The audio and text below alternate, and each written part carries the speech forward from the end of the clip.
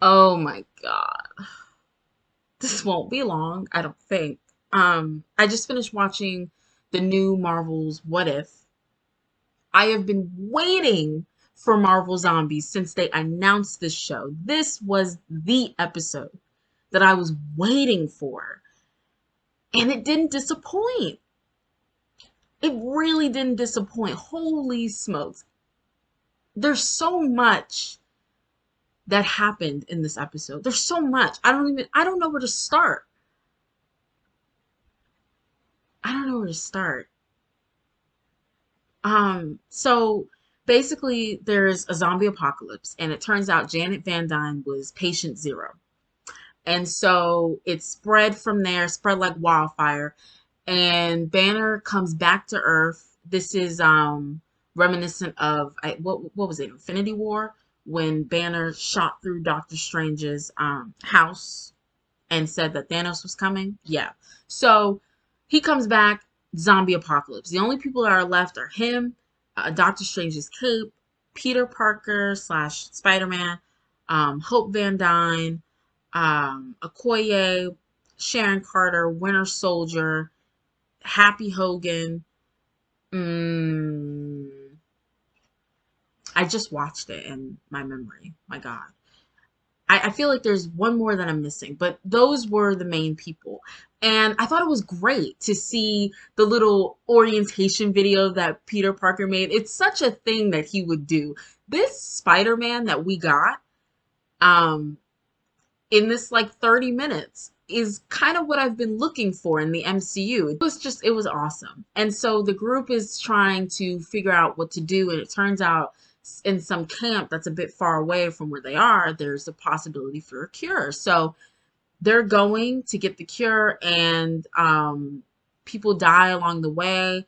They lose Sharon, they lose Hope, which Hope's was it was kind of sad. Um, and then they get there, and it turns out Vision could be the source of the cure. And so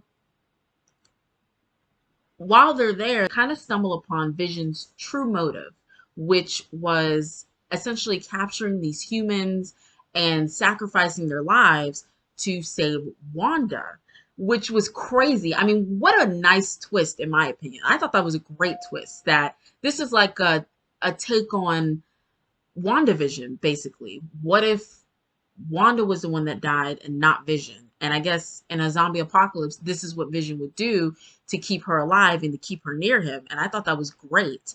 Um, and a bit creepy, very creepy. This most parts of this episode were extremely creepy. And let me just note, this is definitely the most violent episode that we've had thus far. And I think the only reason that liberty was taken to show as many head decapitations, body splattering, limbs getting knocked off, all of that is simply because they were zombies. That's pretty much the only reason why it's as violent as it is. But it was nice. It was a nice little change. It felt a little more mature, gave it a little bit something more serious. You know what I'm saying? But yeah, just a note. Among these people, they find Black Panther because Black Panther was missing, and that's why Okoye was a part of the group. Um, so she could find him. And it turns out, he was there, and um, Wanda ends up escaping and they have to fight her off as a zombie. It was crazy. It was crazy. So much happened in this episode. It felt like a short movie and I wish it were longer. That's my only gripe with this episode. It should have been longer. There should be a part two, especially with the way they ended. Um, Spider-Man, a now cured Scott Lang, who's just ahead, and Black Panther, they escape in a Quinjet, and they're headed to Wakanda to formulate a cure with the Mind Stone that Vision ripped out of his own head. And it turns out Thanos is already in Wakanda as a zombie, and he's ready. And I was like, "Oh shit!" And then they ended it. I couldn't believe it. Like, why would you end it there? You don't think people want to see that? I don't know if we're gonna get a part two. Like, oh, some of these stories need to be longer. This needs a part two. I really hope somewhere down the line there's a part two. Because come on, come on. You can't just end the episode like that. You can't. Oh man, if I had to list gripes, it was that and also Bruce Banner. He was pretty useless throughout most of this episode. And I don't even mean because he wasn't Hulk, because Bruce has other talents and attributes that he could have contributed to the team that has nothing to do with the Hulk. And he didn't do that. He was literally there for, I guess, comedic relief. And he, I guess, was supposed to represent the normal person and how they would react in the situation. But it just wasn't funny to me. That's just me though. He turned into the Hulk towards the end. Don't know what happens with him. Maybe he survived, maybe he didn't. I think those are like my only gripes with the episode.